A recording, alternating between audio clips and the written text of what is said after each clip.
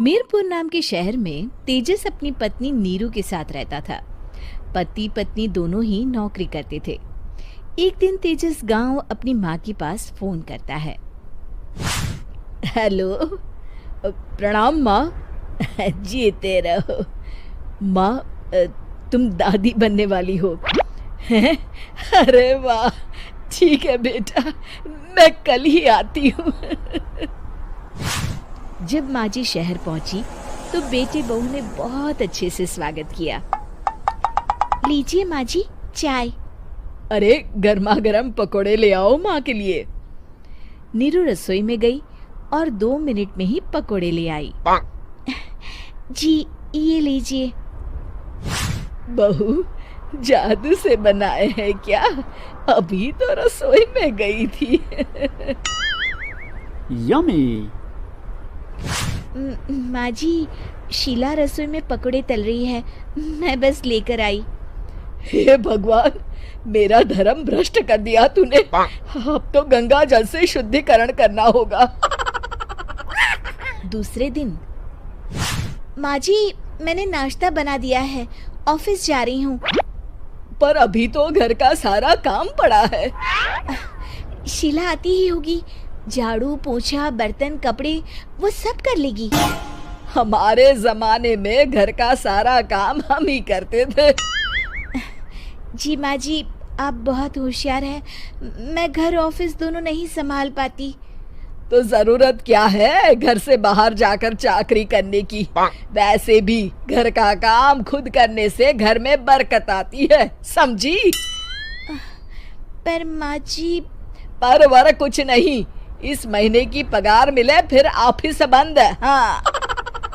रात को नीरू तेजस से कहती है, सुनिए जी, माँ जी बोल रही थी कि मैं नौकरी छोड़ दूं।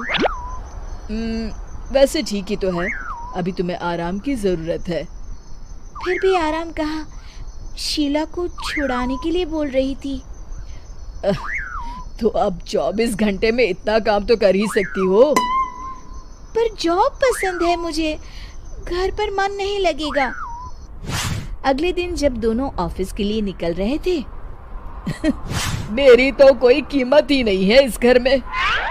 माँ जी, आजकल महंगाई बहुत है, रहन सहन भी बदल गया है, दोनों नौकरी करते हैं तभी ठीक रहता है। अच्छा, तू कहना क्या चाहती है? मेरा बेटा तुझे बिठा के खिला नहीं सकता? तू ही इस घर का खर्च चला रही है, हैं? नहीं माँ जी, मेरा वो मतलब नहीं था।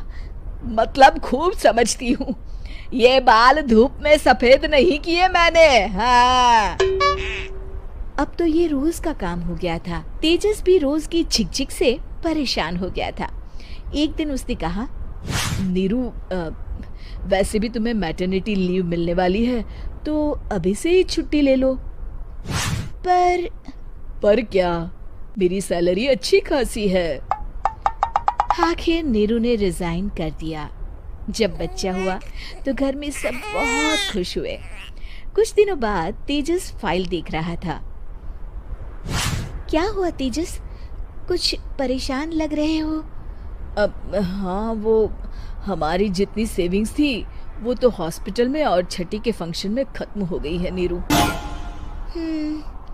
और अभी वैसे मंदी चल रही है तो मैं बोल रही थी कल मुन्ना को हेपेटाइटिस का टीका लगवाना है।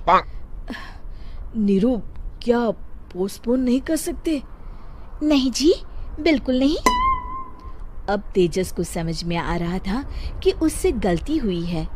पैसों की कमी का असर घर के माहौल पर भी पड़ रहा था। अगले दिन, बेटा मेरा चश्मा और ये दवाइयाँ ले आना, पर्चा देते हुए माँ जी ने कहा। जी। तेजस, मुन्ना के लिए दूध का डिब्बा और डायपर भी ले आना, और ये किराने के सामान की लिस्ट है, इसे भी लाना है। तेजस गुस्से में लिस्ट मरोड़कर फेंकता है और चिल्लाता है, पैसे क्या पेड़ पर उगते हैं? ये ले आना, वो ले आना। अरे पर ये जरूरत का सामान ही है। वो गुस्से में बिना कुछ कहे ऑफिस चला गया। अरे अरे लंच तो ले जाइए। नीरू दौड़कर डिब्बा पकड़ाती है। एक दिन खाना खाने के बाद, नीरू, अब तो मुन्ना कुछ बड़ा हो गया, तो अब तुम वापस ज्वाइन कर लो ना जॉब। पर इस रिसेशन में जॉब मिलना बहुत मुश्किल है।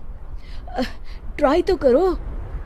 फिर मुन्ना, माँ जी है ना, और एक फुल टाइम मेड भी लगा लेंगे। पर माँ जी, उन्हें तो पसंद नहीं। तभी माँ जी वहाँ आ जाती है और प्यार से नीरू के सर पर हाथ फेरते हुए बोलती है, अब मेरी समझ में आ गया बहू, पहले के और अब के समय में अंतर है। तुम काम शुरू करो, मुन्ना की जिम्मेदारी मेरी। मेरी प्यारी माँ जी, ये कहकर नीरू उनके गले लग गई। शिक्षा, परिवर्तन संसार का नियम है, हमें भी समय के साथ चलना चाहिए। उम्मीद है कि आपको हमारी ये कहानी पसंद आई होगी। कृपया हमारे चैनल को सब्सक्राइब करें और सभी अपडेट्स के लिए बेल आइकन जरूर क्लिक करें। और हाँ, वीडियो लाइक और शेयर करना मत भूलिएगा। Bye bye.